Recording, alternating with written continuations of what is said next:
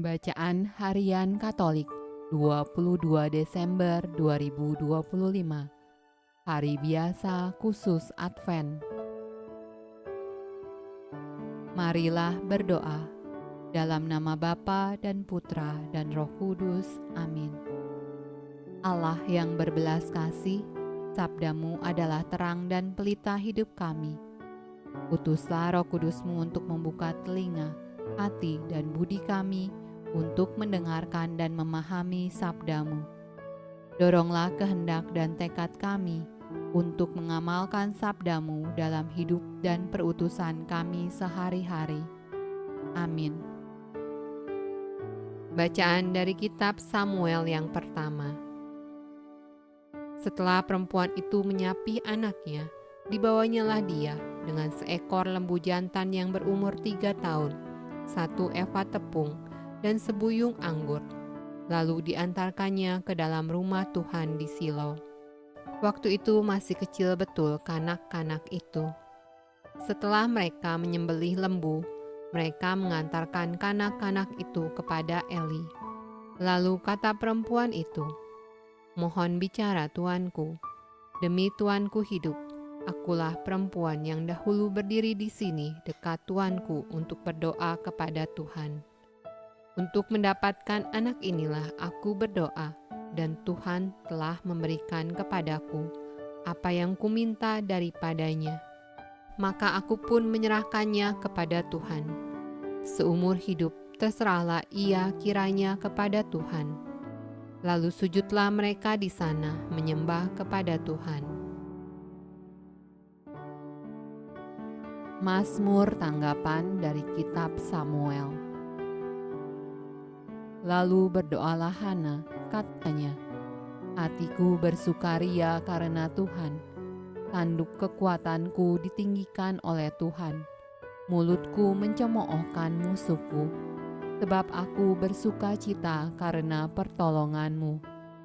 Busur pada pahlawan telah patah, tetapi orang-orang yang terhuyung-huyung, pinggangnya berikatkan kekuatan. Siapa yang kenyang dahulu, sekarang menyewakan dirinya karena makanan. Tetapi orang yang lapar dahulu, sekarang boleh beristirahat. Bahkan orang yang mandul melahirkan 7 anak, tetapi orang yang banyak anaknya menjadi layu. Tuhan mematikan dan menghidupkan. Ia menurunkan ke dalam dunia orang mati dan mengangkat dari sana. Tuhan membuat miskin dan membuat kaya. Ia merendahkan dan meninggikan juga. Ia menegakkan orang yang hina dari dalam debu dan mengangkat orang yang miskin dari lumpur, untuk mendudukan dia bersama-sama dengan para bangsawan dan membuat dia memiliki kursi kehormatan. Sebab Tuhan mempunyai alas bumi, dan di atasnya ia menaruh daratan. Pembacaan dari Injil Lukas. Lalu kata Maria, "Jiwaku memuliakan Tuhan, dan hatiku bergembira karena Allah Juru Selamatku. Sebab ia telah memperhatikan kerendahan hamba-Nya.